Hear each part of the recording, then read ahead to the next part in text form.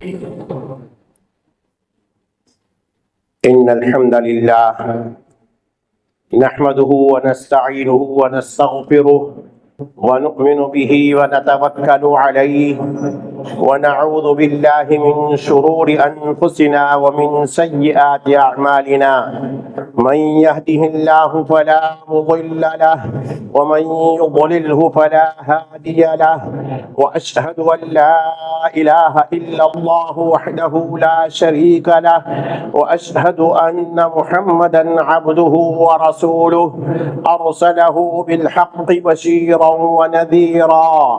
أما بعد فإن خير الحديث كتاب الله، وخير الهدي هدي محمد صلى الله تعالى عليه وسلم، وشر الأمور محدثاتها، وكل محدثة بدعة، وكل بدعة ضلالة، وكل ضلالة في النار.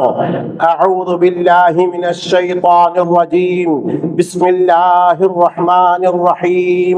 يا أيها الذين آمنوا اتقوا الله حق تقاته ولا تموتن إلا وأنتم مسلمون.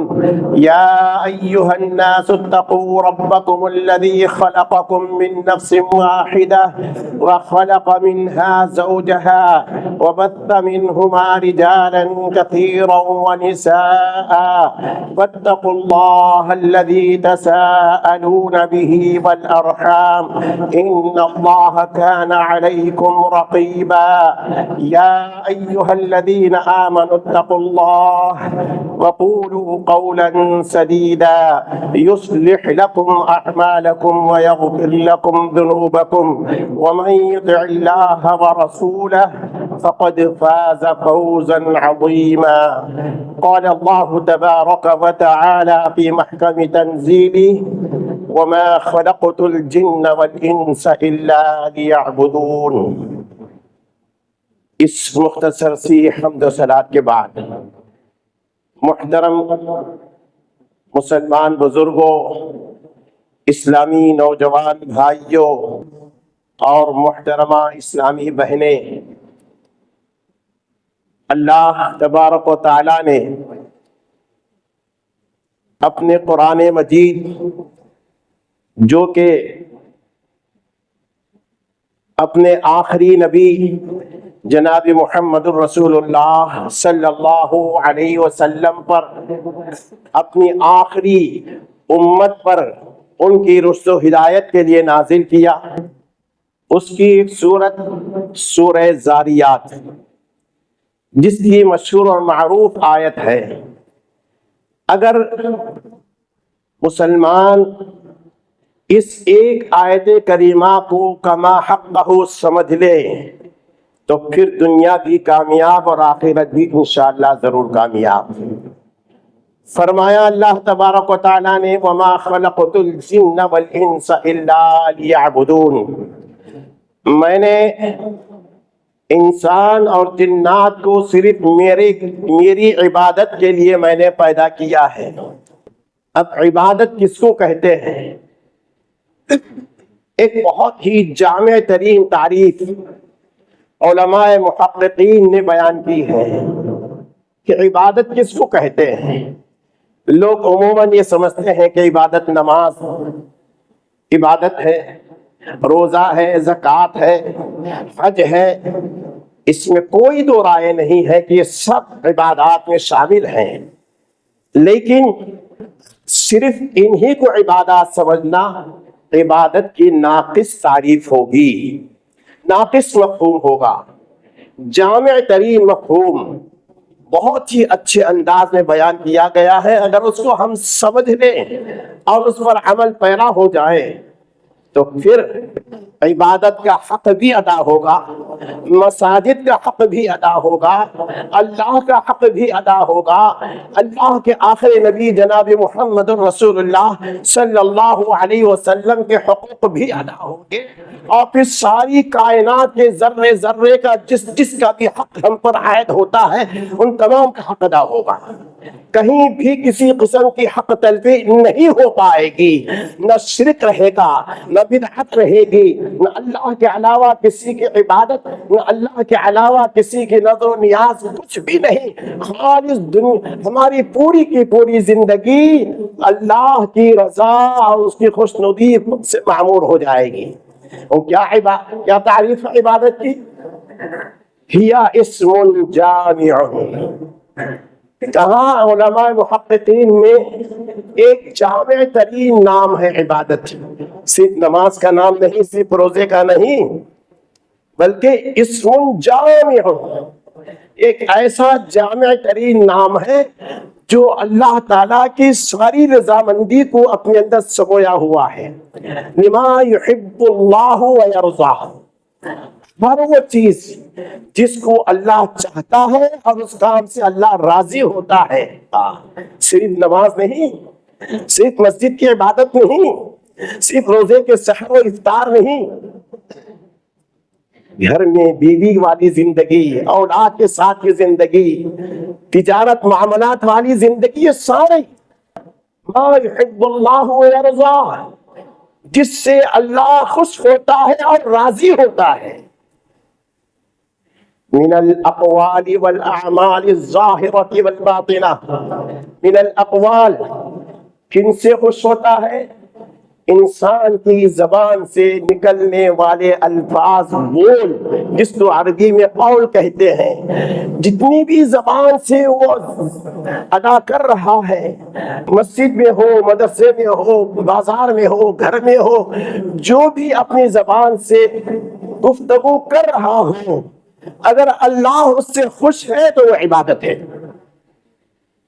اللہ خوش نہیں ہے، وہ آپ اللہ کے گھر میں بھی کوئی ایسی بات کر رہے ہیں جس سے اللہ خوش نہیں ہے، تو پھر وہ عبادت نہیں ہے۔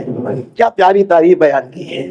من الاقوال، وہ اقوال جن سے اللہ خوش ہوتا ہے اور ان اقوال سے راضی ہوتا ہے، تو وہ عبادت میں داخل ہے، چاہے وہ اقوال مسجد میں ہو یا گھر میں ہو یا بازار میں ہو یا لین دین کے معاملات میں ہو، کسی بھی معاملے میں جو کتاب و سنت کے مطابق اپنی زبان کو کھول کر کے اللہ کی دی ہوئی نعمت زبان سے اس کی فرمانبرداری، اس کی خوشنودی کی بات نکالتا ہے، وہ بھی عبادت میں داخل ہے۔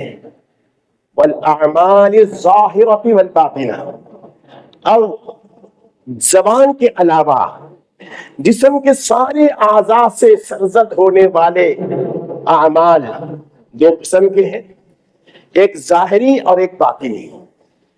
ظاہری ہاتھ سے ہیں، آنکھ سے ہیں، کان سے ہیں، پیر سے ہیں، جسم کے سارے اعضاء سے، چاہے وہ نماز کی شکل میں ہو، روزے کی شکل میں ہو، حج کی شکل میں ہو، طواف کی شکل میں، یہ سارے کے سارے ظاہری اعمال۔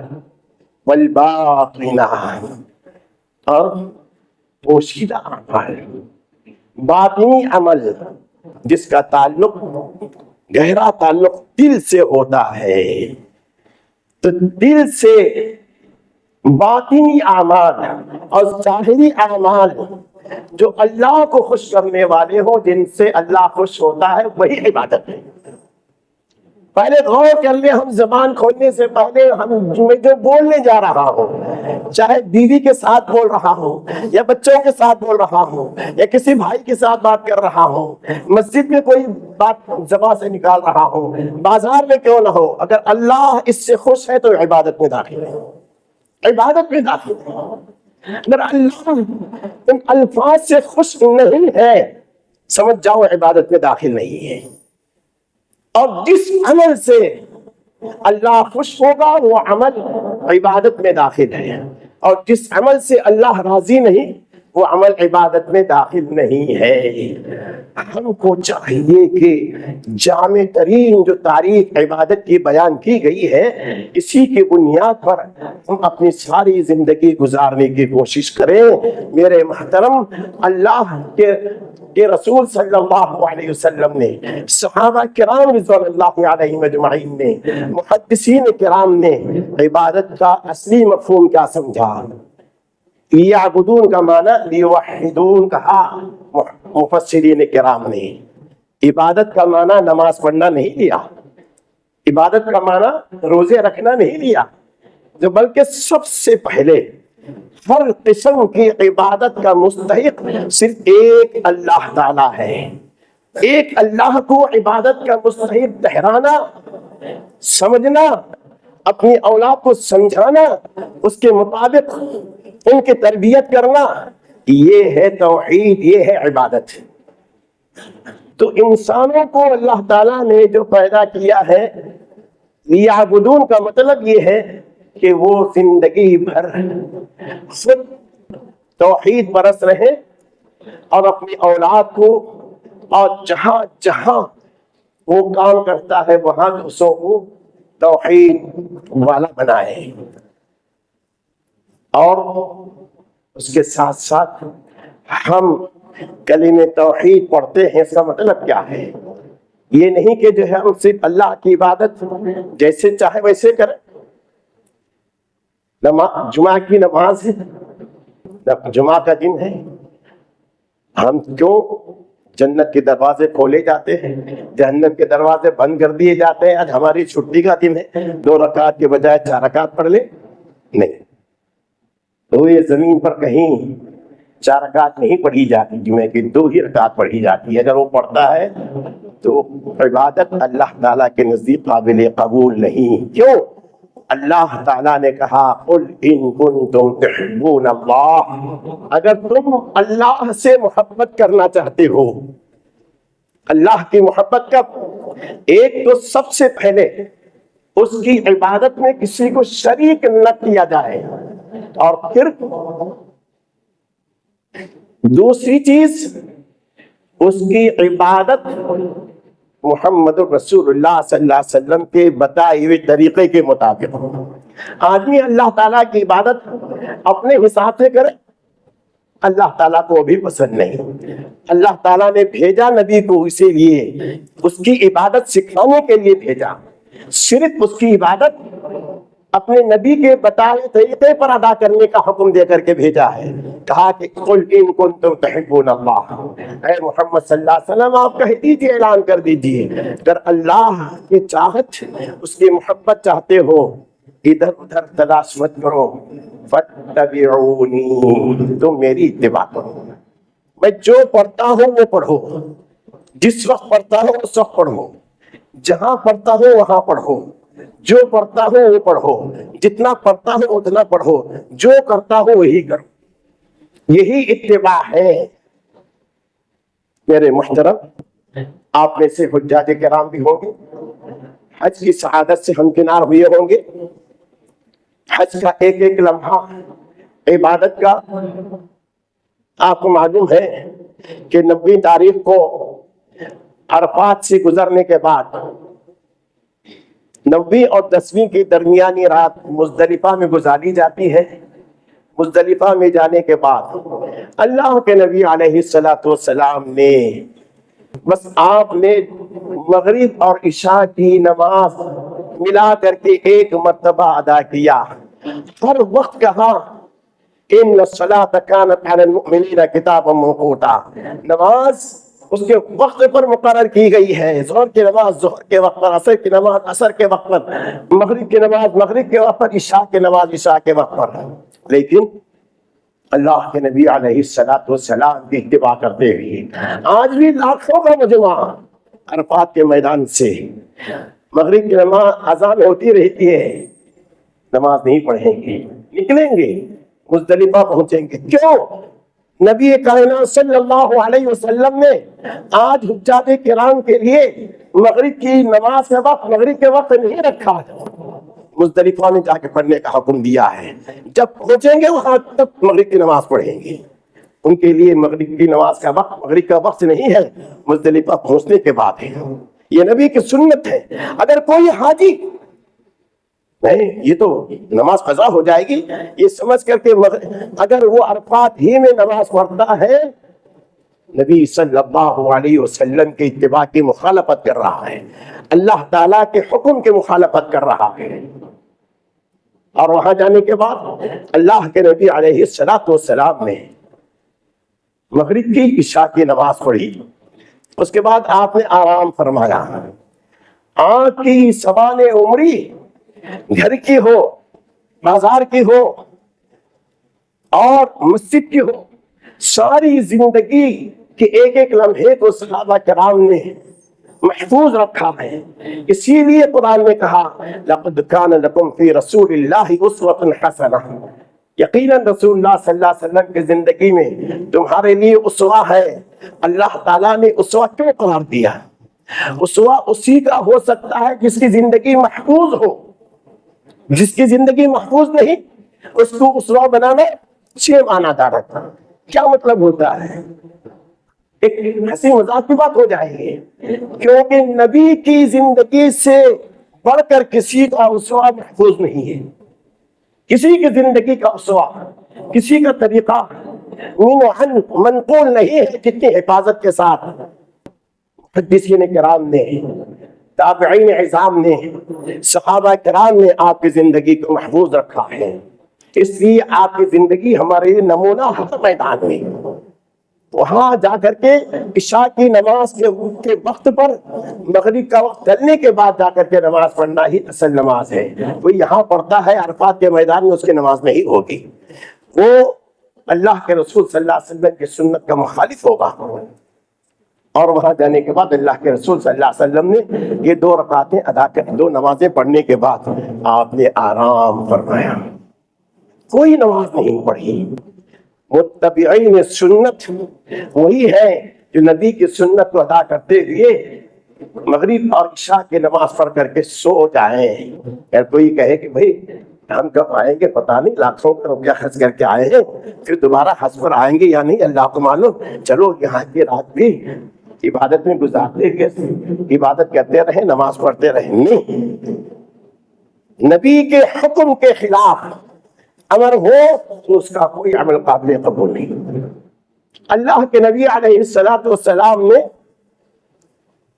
دوسرے اوقات میں تہجد کی نماز کا بڑا آپ اہتمام کیا ہے۔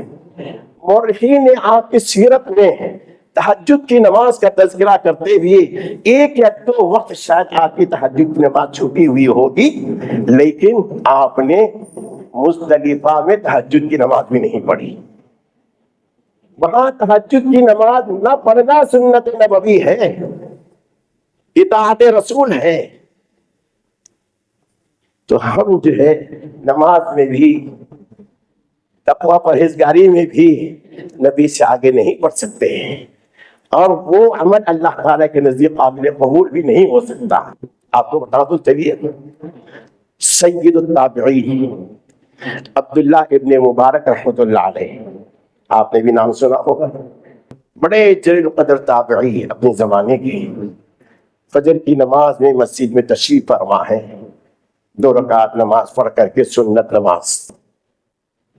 ایک آدمی آیا، آ کر 2 رکعت کو پڑھا، دیکھا عبداللہ ابن مبارک نے، پھر جھٹ سے کھڑا ہوا اور 2 رکعت پڑھ لیا۔ فرض سے پہلے 4 رکعت اس نے نماز پڑھی۔ جو ہی سلام پھیرا، کیا کہا عبداللہ ابن مبارک نے؟ رونگٹے کھڑے ہونے والی بات ہے، یعذبک اللہ، اللہ تعالیٰ تجھے عذاب دے گا۔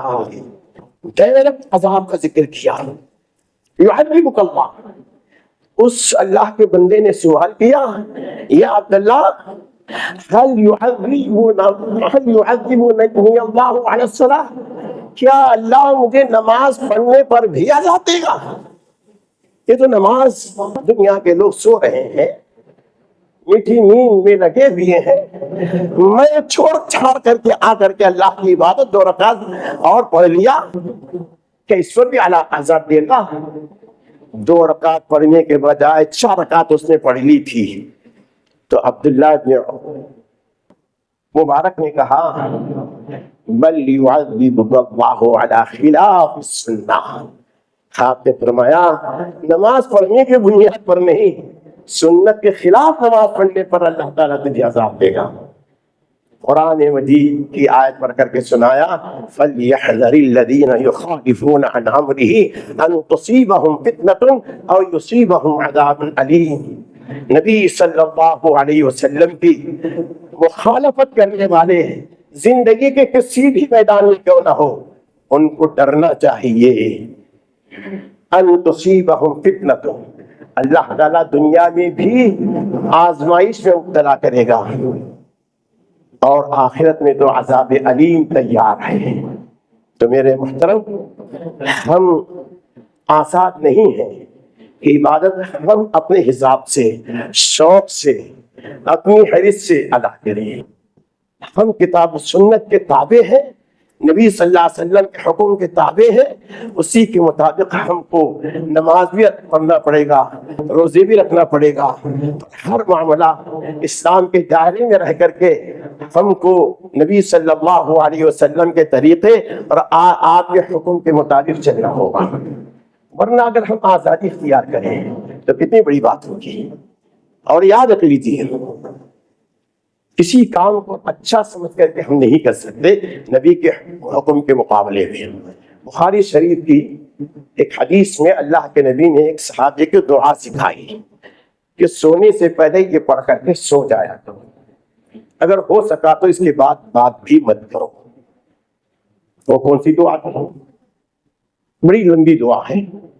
اللہم انی اسلمت وجہی الیک وفوضت امری الیک والجأت ظہری الیک لا ملجا ولا منجا منک الا الیک اللہم اسلمت وجہی الیک۔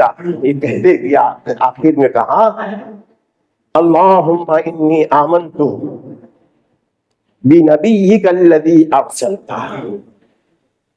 اے اللہ میں ایمان لایا اس نبی پر جس کو تو نے روانہ کیا ہے۔ پہلے لفظ نبی کا، اس کے بعد ارسلتا، آپ نے سکھا کر کے بھیجا۔ اللہ کے رسول صلی اللہ علیہ وسلم کبھی کبھار امتحان بھی لیا کرتے تھے۔ دیکھیں میں نے جو درس دیا ہے صحابہ نے یاد رکھا ہے اور عمل کر رہے ہیں یا نہیں۔ تو آپ نے اس کے بعد ایک مرتبہ بلا کر کے پوچھا میں نے تم کو دعا سکھائی تھی، دعا پڑھ کے سناؤ، تو انہوں نے دعا پڑھ کے سنائی۔ آمنت بنبیک الذی ارسلت کے بجائے آمنت برسولک الذی ارسلت، نبی کے بجائے رسول کا لفظ بڑھا دیا۔ اور معنی کے لحاظ سے نبی کے مقابلے میں رسول کا لفظ زیادہ معنی رکھتا ہے، گویا کہ اور اچھا لفظ جس کے اندر نبی صلی اللہ علیہ وسلم کا اور شرف بیان کیا جا رہا ہے، نبی کے بجائے رسول کا لفظ بڑھا دیا۔ اللہ کے رسول صلی اللہ علیہ وسلم نے ناراضی کا اظہار کیا، کہا نہیں، میں نے جو کہا وہی کہو، میں نے جو سکھایا وہی سکھاؤ، میرا شرف اسی میں ہے، نبی کے لفظ پر ہے، جس لیے کہ میں نے نبی کا لفظ تم کو سکھایا ہے، اور رسول کا لفظ مت بڑھاؤ۔ آنکھ کے معاملے میں آپ نے جو نبی کا لفظ سکھایا تھا، وہاں صحابی رسول نے نبی کے بجائے رسول کا لفظ بڑھایا، تبدیل کیا، تو آپ نے ناراضی کا اظہار کرتے ہوئے فوراً کہا کہ وہی کہو جو میں نے کہا ہے، وہی لفظ استعمال کرو جو میں نے استعمال کیا ہے۔ تو یہ میدان ایسا نہیں ہے کہ ہم جو چاہیں جیسے چاہیں جب چاہیں کریں۔ میرے محترم، اللہ کے رسول صلی اللہ علیہ وسلم نے اپنی زندگی میں بعض اوقات کو، بعض دنوں کو، بعض مہینوں کو دوسروں کے مقابلے میں فضیلت بخشی ہے۔ ہم دیکھیں جو صراحت کے ساتھ اللہ کے نبی نے جس کی فضیلت بیان کی ہے، جس طرح سے اس کو ادا کرنے کا حکم دیا اس طرح سے ہم ادا کریں، لیکن ہم اپنی جانب سے۔ میرے محترم، سب سے پہلی بات یہ مہینے کی مناسبت سے میں اتنا کہوں گا کہ اللہ کے رسول صلی اللہ علیہ وسلم کا عظیم ترین معجزہ جو معراج کا واقعہ، یہ کسی صحیح حدیث سے اس مہینے کے تعلق سے نہیں ہے۔ اکثر محدثین کا رجحان اسی طرح ہے کہ رمضان المبارک میں آپ کو معراج نصیب ہوگی۔ سب سے پہلے اختلاف اس مہینے کے تعلق ہی سے ہے۔ اور آپ بتائیے کہ ہم لوگ اگر اس رات کو ایک خاص عبادت میں مصروف ہو جائیں تو کیا ہم صحابہ سے آگے بڑھ گئے؟ اللہ کے رسول صلی اللہ علیہ وسلم معراج میں تشریف لے گئے ہیں، یہاں ازواج مطہرات آرام کر رہی ہیں، آپ آسمان پر گئے ہیں معراج پر، ازواج مطہرات صحابہ کرام آرام کر رہے ہیں، کو کچھ پتا بھی نہیں، بتایا بھی نہیں آپ نے، کچھ علم ہی نہیں، آنے کے جواب بتا رہے ہیں، اور وہ صدیق کو تک معلوم نہیں۔ ابو بکر صدیق آ رہے تھے، ابو جہل نے کہیں سے سن لیا، سن کر کے کہا کہ دیکھو تمہارا محمد کیا کہہ رہا ہے، کیا کوئی ماننے کی بات ہے؟ کیا قربان جائیے ابو بکر صدیق کی صداقت پر کہا اگر ہمارے نبی کہتے ہیں تو میں مانتا ہوں، اس کے علاوہ کوئی کہتا ہے تو غور کرتا ہوں۔ کہا کیا بات ہے؟ پہلے کے رات میں آسمان، ساتوں آسمان جنت جہنم کا نظارہ کر کے صبح صبح واپس آ گئے، کیا کوئی ماننے کی بات ہے؟ کوئی اس طرح سے آج تک کہا ہے؟ یہ جھوٹا نہیں ہے۔ کہا کہ میں اگر وہ کہے ہیں ابھی میں ایمان لاتا ہوں، وہی میں تصدیق کر، حالانکہ آپ کے زبان مبارک سنا ہی نہیں، اگر وہ کہہ رہے ہیں تو میں تصدیق کر رہا ہوں۔ اسی واقعے کی بنیاد پر آپ کو صدیق کا لقب اللہ کے رسول صلی اللہ علیہ وسلم نے دیا۔ ابو بکر صدیق نے نمازیں نہیں پڑھی، اور وہ جو کچھ بھی ہے آپ اپنے لیے رکھ گئے تھے اللہ کے بلانے پر، اللہ تعالیٰ نے نہ ہم کو نماز پڑھنے کا حکم دیا۔ فضیلت جو کچھ بھی ہے وہ اللہ کے نبی کو اللہ تعالیٰ نے بلایا، اس رات کے حد تک ہوگی جو آپ کو تحفہ دے کر کے نماز کا بھیجا ہے، 5 وقت فرض نماز ہے، اس کی طرف جو توجہ دینی چاہیے وہ نہیں، اور اس کو چھوڑ کر کے ہم اپنی جانب سے کوئی عبادت اس رات میں خاص کر لیں۔ میرے محترم، قرآن و حدیث کی روشنی میں اس کی کوئی گنجائش نہیں۔ میرے محترم، اللہ سے ڈریں، اللہ کا خوف کریں۔ ہم اگر فرائض پر پوری پابندی کے ساتھ ادا کر لیں تو امید ہے اللہ تعالیٰ ضرور ہماری نجات کا ذریعہ بنائے گا، اور جتنے نفلی عبادات اللہ کے نبی نے ہمیں بتائی ہے جس میں کسی قسم کا شک و شبہ نہیں، وہ عبادات بجانا ہے۔ جس کے اندر کوئی یقین نہیں ہے اور من گھڑت یا موضوع روایات کی بنیاد پر ہم اگر عبادت کریں تو اللہ تعالیٰ کیسے قبول کرے گا؟ ہماری ہر وہ عبادت کو اللہ تعالیٰ قبول کرے گا جس کو ہم صحیح حدیث کی روشنی میں سمجھیں اور کتاب و سنت کی روشنی میں سمجھ کر کے عمل کریں۔ اور اس کے لیے آج دنیا میں جو خرافات، فتنے، غیر اسلامی رسم و رواج آج پھیلا ہوا، ایسے کئی وجوہات ہیں۔ ایک سب سے پہلی وجہ، سب سے بڑی وجہ، سب سے اہم ترین وجہ ہمارے مسلمانوں میں علم دین کا فقدان۔ علم دین بولے تو بہت سے لوگ سمجھتے ہوں گے صرف نماز روزے کا علم۔ سب سے پہلے توحید کا علم۔ توحید کا علم ہے تو علم ہے، توحید کا علم نہیں ہے تو پھر وہ کوئی علم نہیں، وہ دینی علم نہیں، وہ دنیاوی علم کہلا سکتا ہے۔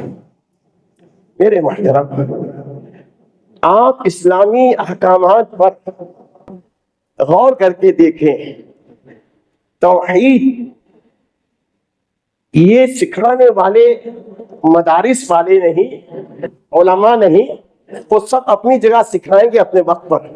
اس سے پہلے ہر بچہ بچی اپنی ماں سے توحید سیکھتا ہے، یہ ماں کی ذمہ داری ہوتی ہے، باپ کی ذمہ داری ہوتی ہے۔ اللہ کے نبی علیہ الصلوۃ والسلام نے فرمایا اذا افصح اولادکم فعلموہم لا الہ الا اللہ، جب تمہاری اولاد بولنے والی ہو جائے تو سب سے پہلے امی، ابا، دیدی سب بولنے سے پہلے ان کو سب سے پہلے لا الہ الا اللہ سکھاؤ۔ مطلب کیا ہو؟ صرف لا الہ الا اللہ کو رٹانا نہیں ہے، اس کا معنی مطلب ان کو سمجھاؤ، بنیاد توحید کی بٹھاؤ کہ سب سے پہلے بیٹا تمہارا خالق، تمہارا رازق، تمہاری حیات و ممات کا مالک صرف اللہ ہے اور اسی کی عبادت کرنا ہے۔ اگر بچپن میں یہ ماں باپ بٹھا دے تو پھر بچہ واقعی ماں باپ کی ذمہ داری بھی ادا ہوگی اور بچہ بھی موحد اور مومن خالص بن کر کے زندگی گزارے گا، اور ایسا ہی بچہ وہ اپنے ماں باپ کے لیے نجات کا ذریعہ بنے گا۔ اپنی اولاد کو نیک بنانا چاہتے ہیں تو میرے محترم، باتیں تو بڑی لمبی ہیں، بہت سی ہیں، وقت نہیں ہے بیان کرنے کے لیے۔ اپنی لڑکیوں کو نیک صالح بناؤ۔ آپ اپنی لڑکیوں کو نیک صالح بنائیں گے، ایک لڑکی کے بعد بیوی بنے گی، بہت سی ایسی خواتین ہیں کوئی توقع نہیں تھی کہ انہوں نے یہ کارنامہ وہ انجام دیں گے، اپنے شوہر کو بنا دیا ہے۔ اور بہت سی لڑکیاں جو اپنے ماں باپ کے گھر سے قرآن و حدیث کی تعلیم حاصل کر کے گئی ہیں، اپنی اولاد کو انہوں نے کیسے سدھارا، شوہر کے گھروں کو کیسے سدھارا۔ ایک واقعہ ابھی میں قریب میں آپ میں سے جانتے ہوں گے، سلیمان الرحیلی جو مسجد قباء کے امام ہیں، ابھی جامع اسلامیہ مدینہ منورہ کے استاد ہیں، بڑے مانے ہوئے فی الوقت زمانے کے بہت گہرا علم رکھنے والے۔ تو انہوں نے ایک واقعہ سنایا، واقعی ہم تمام کو غور کرنے کی بات ہے۔ وہ یہ سنایا کہ ایک آدمی انس نامی، انہوں نے ایک عورت سے نکاح کیا، تزوج امرأۃ، ایک عورت سے نکاح کیا، نکاح ہو گیا۔ نکاح ہونے کے بعد شب زفاف کا مسئلہ، اب شوہر بیوی کے پاس جا رہا ہے، گفتگو سے، اس کی حرکات و سکنات سے شوہر ذرا برابر بھی مطمئن بھی نہیں ہو رہا ہے، اور بیوی کو بہت ہی زیادہ پریشانی لاحق ہو گئی کہ یہ میرا شوہر نکاح تو کر لیا ہے لیکن اس کی حرکات و سکنات سے مجھ سے کچھ دوری ہی نظر آ رہی ہے، ایسا لگ رہا ہے کہ مجھے رکھے گا نہیں، مجھے جدا کر دے گا۔ بھانپ لی، اندازہ لگا لی۔ آپ اندازہ لگا لیجیے کہ اگر آج کل کے لڑکیوں کے ساتھ یہ معاملہ ہوتا تو کیا ہوتا۔ تو اس عورت نے بھانپ لیا، سیدھے اس کے پیروں کے پاس جا کر کے بیٹھی۔ حکمت دیکھی، سب سے پہلے اس کے دل کو نرم کیا، پیروں کے پاس۔ اب کوئی آدمی پیروں کے پاس بیٹھ کر کے کچھ منت و سماجت کرتا ہے تو سخت سے سخت دل انسان بھی نرم پڑ جاتا ہے، لیکن یہ تو پہلی بات ہوئی۔ آگے کی بات سنی، اس نے کہا کہ مجھے ایسے محسوس ہو رہا ہے کہ آپ مجھ سے ناراض ہیں، آپ کو میں پسند نہیں ہوں۔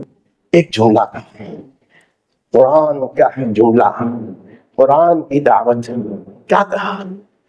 لعل اللہ یخرج لک منی خیرا، میرا چہرہ آپ کو ناپسند ہوگا، میرے اور اعضاء آپ کو ناپسند ہوں گے، ممکن ہے آپ ناراض ہیں، لیکن ایک بات میں کہتی ہوں، یاد رکھو، اس ظاہر پر آپ جو ہمیشہ کا فیصلہ مت کیجیے۔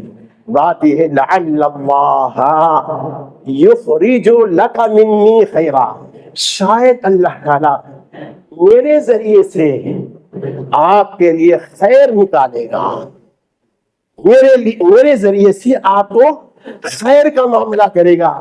کہ اللہ کے ذات پر امید رکھیے، نکاح ہو گیا ہے، میرے ظاہر کی بنیاد پر آپ مجھے جدا مت کیجیے، اللہ کی ذات سے امید ہے اللہ تعالیٰ میرے ذریعے سے آپ کو خیر ہی خیر پہنچائے گا۔ اس خلوص کے ساتھ نکلنے والا جملہ اتنا اثر کر گیا تو اس انس دولہے کا ارادہ بدل گیا، موم ہو گیا، اور واحتسب وابقى، نیکی کا ارادہ کر لیا، چلو اس عورت کی بات مان کر کے رکھنا ایک نیکی کا کام ہے، اور اس کو نکاح میں باقی رکھنا۔ اس کے بعد ہوا ہے کہ اس عورت سے ایک لڑکا پیدا ہوا، اس کا نام انہوں نے رکھا مالک، مالک نام رکھا۔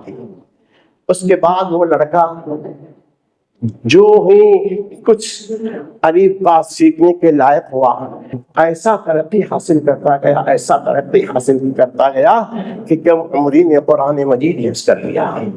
اس کے بعد مائناس علماء کے پاس جانے لگا، اور علم ہر میدان میں علم کی مہارت حاصل کیا، یہاں تک کہ آج میں کہوں گا اللہ کی قسم، کوئی عالم چاہے اس زمانے کا کیوں نہ ہو یا قیامت تک آنے والے علماء، اس سے فائدہ حاصل کیے بغیر نہیں رہیں گے، نہیں رہے ہیں۔ وہ کون ہے؟ امام مالک رحمہ اللہ، چار ائمہ میں سے ایک امام مالک، جن کو مالک بن انس کہا جاتا ہے۔ موطا امام مالک حدیث کی کتاب انہوں نے لکھی، اسی عورت کا بیٹا جس کو شوہر رکھنے کے لیے تیار نہیں ہو رہا تھا اور دینی مزاج ماں باپ کے گھر سے لے کر کے آئی تھی، عام کی عام میں موتے کو سمجھتے ہوئے، نزاکت کو سمجھتے ہوئے پیروں کے پاس جا کر بیٹھ گئی اور کہنے لگی لعل اللہ یخرج لک منی خیرا، اللہ تعالیٰ مجھ سے آپ کو خیر پہنچائے گا۔ اس حدیث میں آتا ہے انا بظن عبدی بی، بندہ میرے ساتھ جیسے گمان کرے گا میں اس کے ساتھ ایسے معاملہ کرتا ہوں۔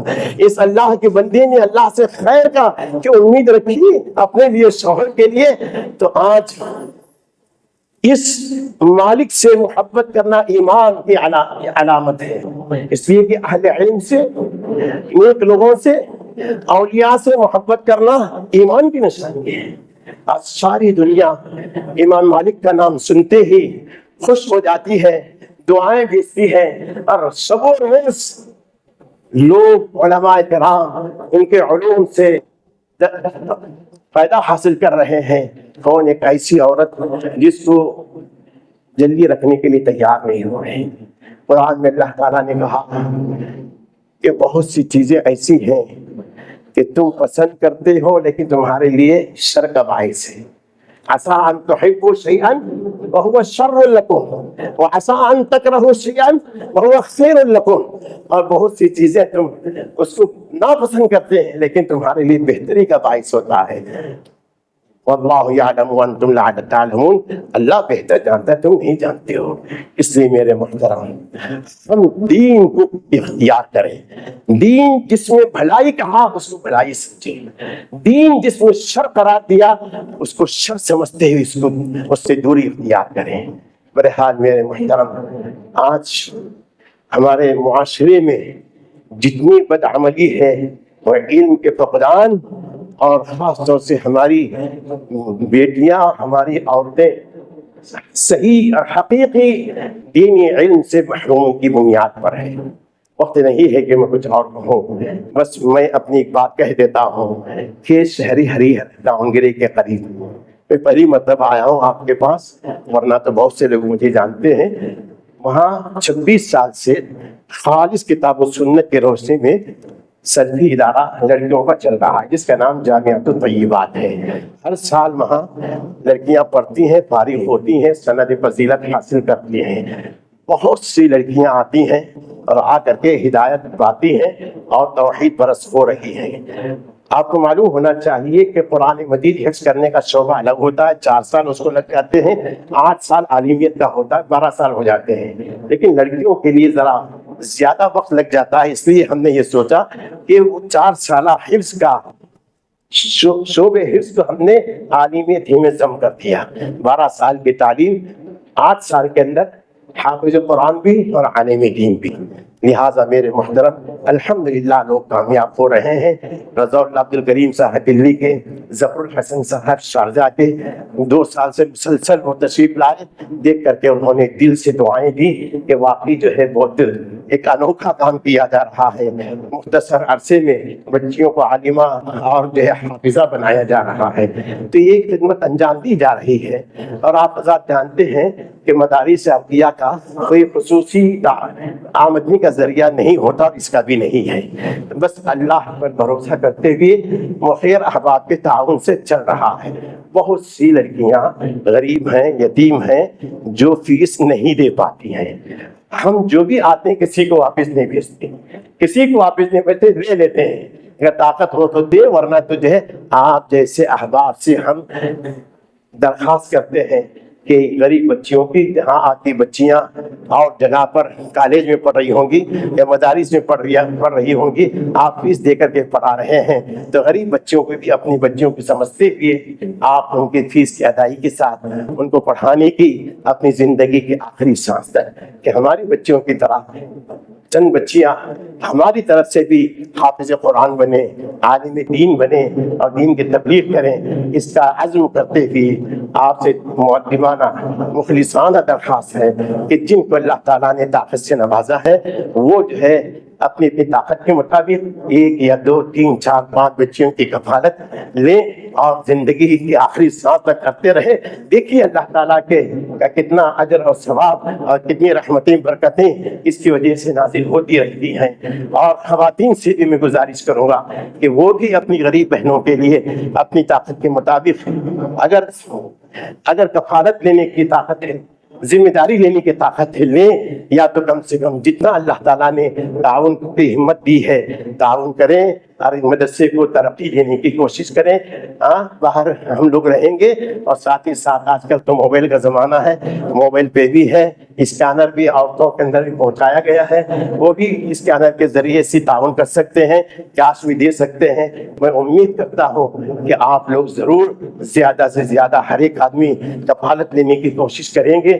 یاد رکھ لیجئے اللہ کے نبی علیہ السلام نے فرمایا ایک دن آئے گا قرب قیامت کہ آدمی اپنی صدقے کا زکوٰۃ کا پیسہ لے کر کے گھر سے نکلے گا، پڑوس کا گھر، اس کے باپ کے گھر ہوتے ہواتے پورا شہر گھوم کر کے آئے گا. سب لوگ کہیں گے کہ نہیں اللہ نے ہم کو دیا ہے، ہماری ضرورت نہیں ہے. اس صبح لے کر نکلے گا، آخر کار واپس پورا مال واپس لے کر کے آئے گا، کوئی لینے والا نہیں ہوگا. یہ اللہ کی مہربانی کہ آج آپ کے پاس مدارس والے مساجد والے آتے ہیں، آپ کے گھر بیٹھے آپ کی جگہ پر آپ سے مانگ کر کے آپ سے لے کر کے آپ کے حق میں صدقہ جاریہ کا انتظام کرتے ہیں. ضرور کیجئے، ورنہ تو ایک دن آئے گا، موت آئے گی، ہم سوئے ہوئے ہوں گے اور ہمارا بینک بیلنس، ہماری جائیداد، ہمارے باغات، ہمارے گھر سب کے سب ہمارے نام سے نکل جائیں گے. یہاں تک کہ پہنے ہوئے کپڑے بھی کھول لیے جائیں گے، قبر میں سلائیں گے کہ کوئی چیز نہیں آئے گی. یہی صدقہ جاریہ جو آپ نے غریب بچوں کے لیے پڑھانے کے لیے تعاون کیا ہے، کفالت لی ہے، ذمہ داری لی ہے یا تعاون کیا ہے، وہی چیز آپ کام آئے گی. صدقہ جاریہ وہاں آ کر کے آپ کے حسنات کے ذریعے سے آپ کو جنت دلائے گی اور آپ کو جو ہے درجات کو بلند کرائے گی. اللہ تعالیٰ سے دعا ہے کہ اللہ تعالیٰ آپ اور مجھے صحیح معنوں میں اسلام کو سمجھنے، ایمان خالص کو سمجھنے اور اللہ کی دی ہوئی اس زندگی میں اس کی جو انمول دولت ہے ایمان کی، توحید کی، اس کو صحیح معنوں میں استعمال کرتے ہوئے زندگی گزارنے کی توفیق عطا فرمائے. وآخر دعوانا الحمدللہ رب العالمین.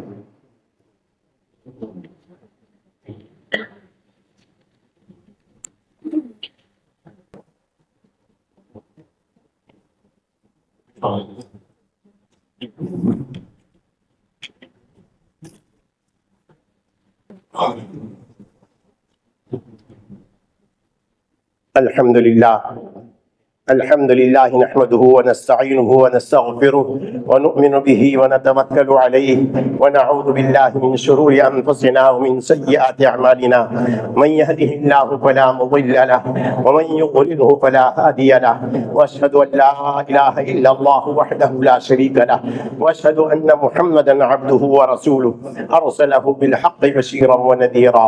أما بعد فإن خير الحديث كتاب الله وخير الهدي هدي محمد صلى الله تعالى عليه وسلم وشر الأمور محدثاتها وكل محدثة بدعة وكل بدعة ضلالة وكل ضلالة في النار. أعوذ بالله من الشيطان الرجيم. بسم الله الرحمن الرحيم. إن الله يأمر بالعدل والإحسان وإيتاء ذي القربى وينهى عن الفحشاء والمنكر والبغي يعظكم لعلكم تذكرون. اذكروا الله يذكركم وادعوه يستجب لكم ولذكر الله تعالى على وأولى ما زاد وتم وأهم وأكبر.